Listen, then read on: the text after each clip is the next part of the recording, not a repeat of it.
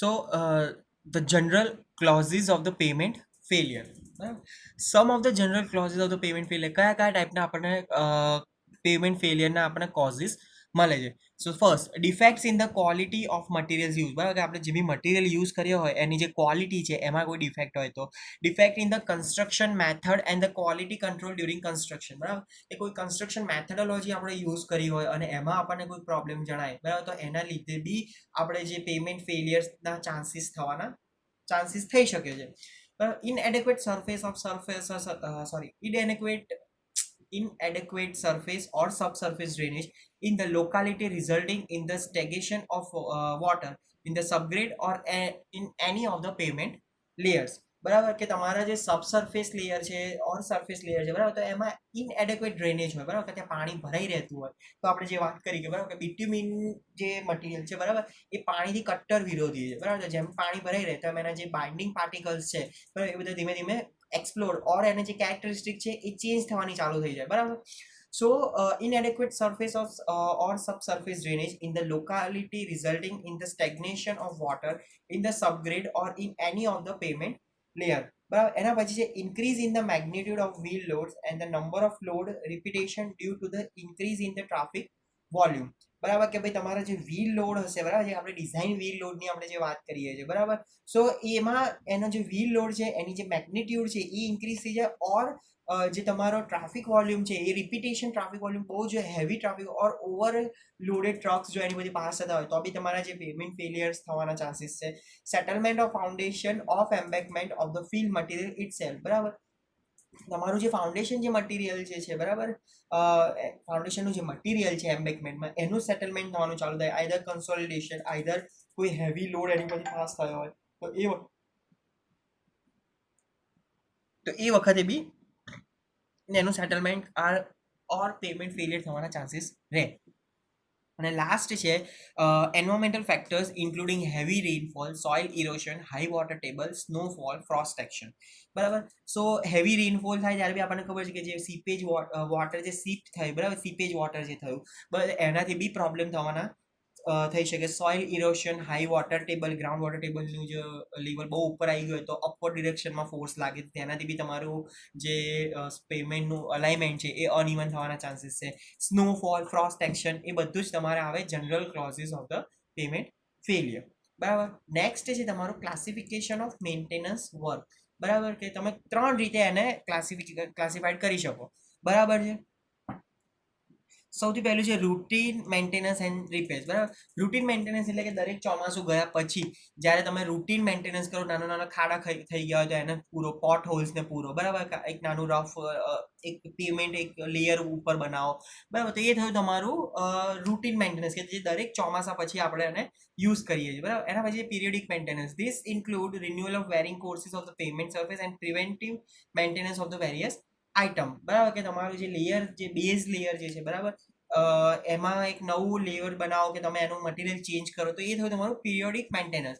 અને લાસ્ટ છે તમારું સ્પેશિયલ રિપેર્સ. બરાબર, this include the strengthening of the pavement structures or overlay construction, reconstruction of the pavement, widening of roads, repair of damage caused by the floods, providing additional safety measures like islands and the signs.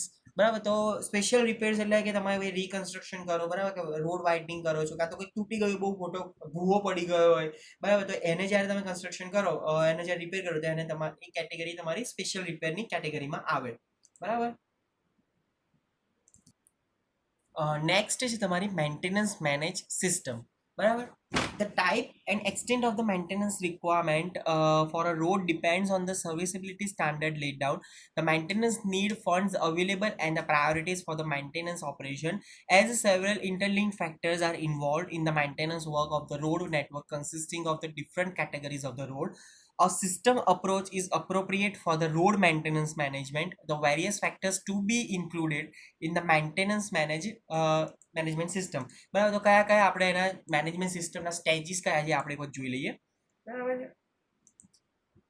સૌથી પહેલા minimum acceptable serviceability standard for the maintenance of the different categories of the road. બરાબર, કે minimum acceptable serviceability standard. બરાબર, કે ભાઈ તમારી જે સર્વિસેબિલિટી જે છે રોડની, બરાબર, કે જેના ઉપરથી વ્હીકલ પાસ થાય છે, તો એનું એક મિનિમમ સ્ટાન્ડર્ડ તમે નક્કી કર્યું હોય કે જો ઇફ આનાથી વધારે ડિટ્રોઇટ થયું બરાબર, તો એ વખતે આપણે એને રિપેરિંગ કરવું પડશે આપણું, બરાબર છે. એના પછી છે various factor sorry field service for the evolution of maintenance requirement. બરાબર, કે તમારે કઈ ટાઈપની મેન્ટેનન્સની રિક્વાયરમેન્ટ છે એની માટે તમે ફિલ્ડ સર્વે વર્ક કરો. Various factors including the maintenance road such as a subgrade soil drainage climatic traffic environmental condition et cetera.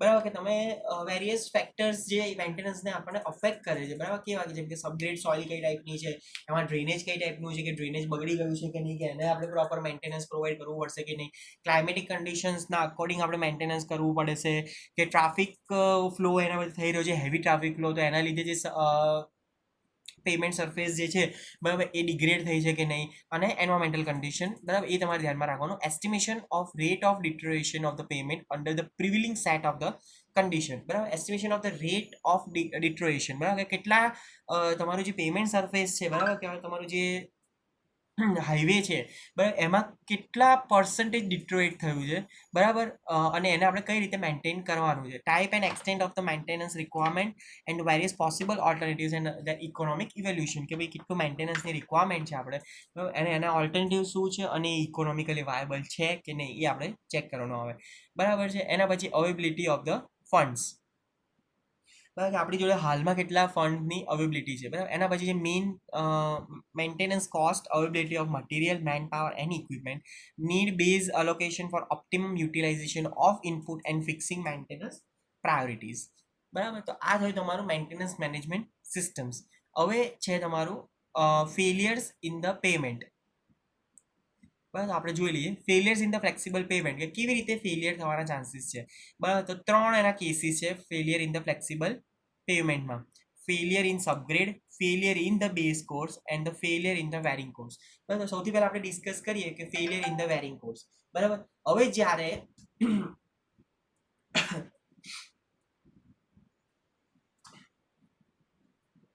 આપણે વાત કરીએ છીએ વેરિંગ કોર્સની, બરાબર. વેરિંગ કોર્સ એટલે આપણું જે ટોપ સરફેસ લેયર જે છે, બરાબર, એ થયું, બરાબર. તો ફેલિયર ઇન ધ વેરિંગ કોર્સમાં શું થાય કે due to the heavy vehicle passing on the highway કન્ટિન્યુએશનમાં પાસ થતો હોય, તો એ વખતે તમારો જે પેમેન્ટનો જે ટોપ પોર્શન છે, કે જેમાં આપણે બિટ્યુમિન પાથરીએ છીએ, બરાબર, તો એ બિટ્યુમિનની કપચી ધીમે ધીમે નીકળવાની ચાલુ થઈ જાય. આઈધર બીજું એક રીઝન એ થઈ શકે કે એમાં નાનો ખાડો પડી જાય, કે નાનો બેસી જાય. તમે ઘણી વખતે જોયું હશે, બીઆરટીએસ ના રોડ જોયા હશે, બરાબર. તો બીઆરટીએસ ના રોડમાં તમે જોજો કે જ્યારે ભાઈ બસ આવીને ઊભી રહે છે ને, તો એ જગ્યાએ એની આજુબાજુ આમ બિટ્યુમિનનું આખું બહાર આ રીતે ઉપસી આવ્યું હોય, આ રીતે જે તમને આ ફિગરમાં દેખાઈ રહ્યું છે, બરાબર છે. એટલે તમે ત્યાં જોયું હશે કે આ રીતનું આખું બલ્બ શેપનું બહાર આવી જાય છે, બરાબર. તો એ જે ટાઈપનું જે છે, બરાબર, એને કહેવાય તમારું failure in the wearing course. Second છે તમારું failure in the base course, બરાબર, કે બેઝ કોર્સમાં કેવી રીતે તમારું ફેલિયર થાય, બરાબર, કે જ્યારે વિયરિંગ કોર્સમાંથી જે બી ડિસ્ટ્રીબ્યુશન જે છે, બરાબર, એ તમારે વેરિંગ કોર્સના જે પાર્ટિકલ્સ જે છે, બરાબર, એ તમારો જ્યારે લોડ નીચે ટ્રાન્સફર કરે છે, એના પછી તમારા બેઝ કોર્સમાં જો અનઇવનનેસ થાય, તો એ વખતના જે ફેલિયર છે એને કહેવાય તમારું failure in the base course. અને થર્ડ છે તમારું ફેલિયર ઇન ધ સબગ્રેડ, બરાબર. ફેલિયર ઇન ધ સબગ્રેડ એટલે કે તમારું જે લોડ છે એ વેરિંગ કોર્સથી લઈને બેઝ કોર્સ પછી નીચે ટ્રાન્સફર થાય છે સબ બેઝ લેયરમાં ઓર સબગ્રેડ લેવલમાં, બરાબર. તો એ વખતે જે તમારી સબગ્રેડ સોઇલ જે છે, બરાબર, એનું જ્યારે ડિકમ્પોઝિશન ઓર ડિફોર્મેશન થાય છે, તો એ જે ફેલિયરનો કેસ છે એને કહેવાય તમારો ફેલિયર ઇન ધ સબગ્રેડ, બરાબર છે. જો હવે ઇફ જો પ્રોપર તમે કોમ્પેક્શન ના આપ્યું હોય, બરાબર, તો આ ટાઈપના તમને failure due to the improper compaction of subgrade and the pavement layers, બરાબર, કે જે આ વ્હીલ્સ છે આ કન્ટિન્યુઅસ ફોર્મમાં મૂવિંગ થઈ રહ્યા છે આ રીતે રોટેટ, બરાબર. તમે જોઈ રહ્યા છો કે અહીંયા તમને ડિફ્લેક્શન જોવા મળી રહ્યું છે અહીંયા, બરાબર. સો જો તમારું પ્રોપર કમ્પેક્શન ના થયું હોય સરફેસ કોર્સનું, બેઝ કોર્સનું અને સબગ્રેડનું, બરાબર, તો તમને આ રીતે ફેલિયર્સ જોવા મળે. The failure of the subgrade may be attributed due to the two basic reasons: inadequate stability and excessive stress application. બરાબર, કે inadequate stability કે તમારી જે સ્ટેબિલિટી પ્રોપર ના હોય, બરાબર, અહીંયા નીચેના લેવલની, તો તમારે ફેલિયર ઓફ સબગ્રેડ થયો. અને એક્સેસિવ સ્ટ્રેસ એપ્લિકેશન એટલે કે આપણે જે ડિઝાઇન કરેલું છે, બરાબર, એના કરતાં બી વધારે અમાઉન્ટનું જ્યારે સ્ટ્રેસ એની ઉપર એપ્લિકેબલ થાય, તો એ વખતે તો એ વખતે તમારે ફેલિયર ઓફ ધ સબગ્રેડ તમને જોવા મળે, બરાબર છે. એના પછી બીજા ઘણા બધા કેસીસ છે કે ભાઈ એમાં કેવી રીતે તમારો ફેલિયર થાય છે, બરાબર છે. ઇનએડિક્વેટ stability may due to inherent weakness of the soil itself or excessive moisture or improper compaction. Stability is the resistance of the deformation under the stress. બરાબર કે તમારી જો પ્રોપર સ્ટેબિલિટી તમને ના મળી હોય, બરાબર, તો કે તમારી જે સબગ્રેડ સોઇલ છે એની પ્રોપર સ્ટ્રેન્થ ના મળી હોય, બરાબર, તો એ વખતે તમારી જે સબગ્રેડની જે સોઇલ છે, બરાબર, એ એટલી સ્ટેબલ ના રહે કે જ્યારે એની ઉપર સ્ટ્રેસ એપ્લિકેબલ કરવામાં આવે તો એના જે સોઇલ પાર્ટિકલ્સ છે એ સોઇલ પાર્ટિકલ્સ એકબીજા સાથે ડિસ્ટર્બ થઈ જાય, બરાબર, અને એક અનઇવનનેસ સરફેસનું જનરેશન કરે, બરાબર છે.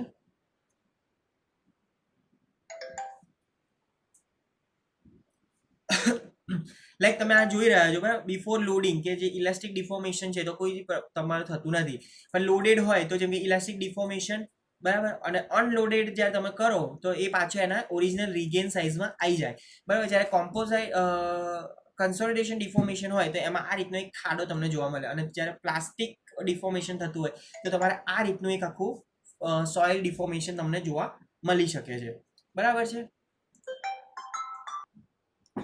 બરાબર છે. તો આ ટાઈપના આપણે ફેલિયર્સ જોવા મળે છે આપણે, બરાબર, સોઇલ ડિફોર્મેશન આપણને જોવા મળે છે, બરાબર. So failure in the subbase or the base course, following are the chief type of the subbase or base course failure: inadequate stability or strength, loss of binding action, loss of base course material, inadequate wearing course, use of inferior material, crushing of base course material, and the lack of the lateral confinement of the granular base course, બરાબર. સો આ ટાઈપના આપણા failures જોવા મળે છે, બરાબર.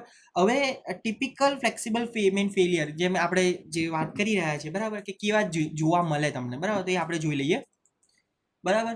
સો એ હું તમને આપણે શું કહેવાય એકચ્યુઅલ ફિગર જોઈશું તો આપણને ખબર પડશે કે કઈ ટાઈપના ફેલિયર્સ હોય છે, બરાબર. તો સૌથી પહેલા ટિપિકલ ફ્લેક્સિબલ પેમેન્ટ ફેલિયરમાં સૌથી ફર્સ્ટ છે એલિગેટર ક્રેકિંગ, બરાબર. સો એ આપણે જોઈ લઈએ કેવું લાગે છે એલિગેટર ક્રેકિંગ.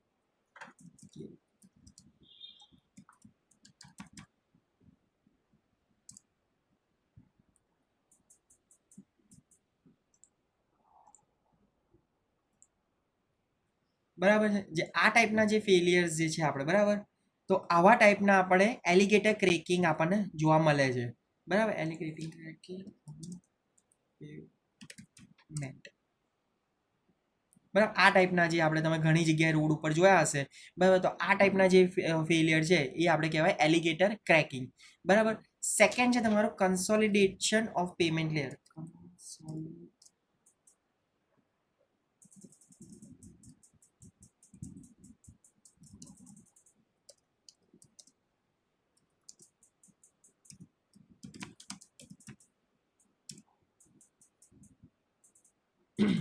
બરાબર, આવી રીતે તમને જોવા મળે છે,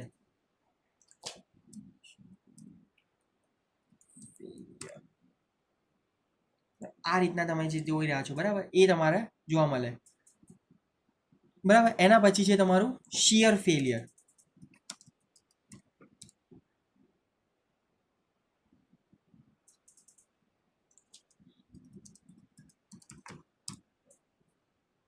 આ ટાઈપની જે ક્રેક્સ, એક ક્રેક જે તમે દેખાઈ રહી છે તમને, બરાબર, તો એને કહેવાય તમારું શિયર ફેલિયર, બરાબર. એના પછી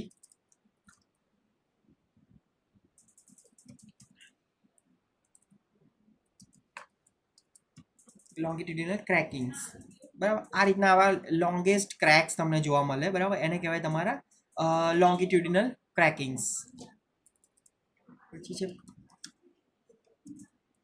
હિવિંગ ઇન ફ્લેક્સિબલ પેમેન્ટ, બરાબર. આવી રીતની જે તમને દેખાઈ રહી છે, બરાબર, ફ્રોસ્ટ હિવિંગ ઓર ફ્રોસ્ટ એક્શન, બરાબર, તો એ તમને આ રીતની જોવા મળે, બરાબર છે. પછી બાઇન્ડ લેક ઓફ કી,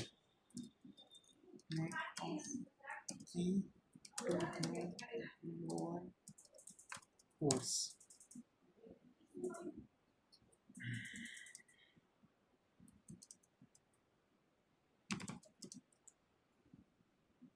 બરાબર. આવી રીતનું આખું આવા જે તમને જોવા મળી રહ્યા છે, બરાબર, lack of payment, lack of binding એના પછી છે reflection cracking.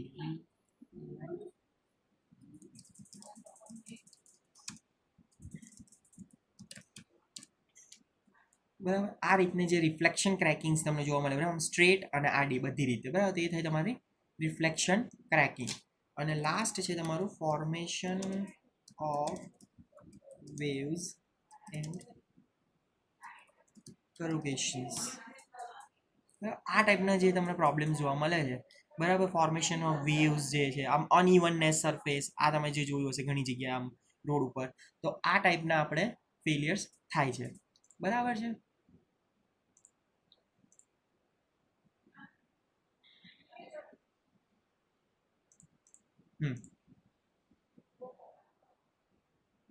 Okay, so next લેક્ચરમાં આપણે જોઈશું failure in the cement concrete, રિજિડમાં કઈ રીતના ફેલિયર્સ થાય છે આપણે, બરાબર. Okay, so see you in the next lecture.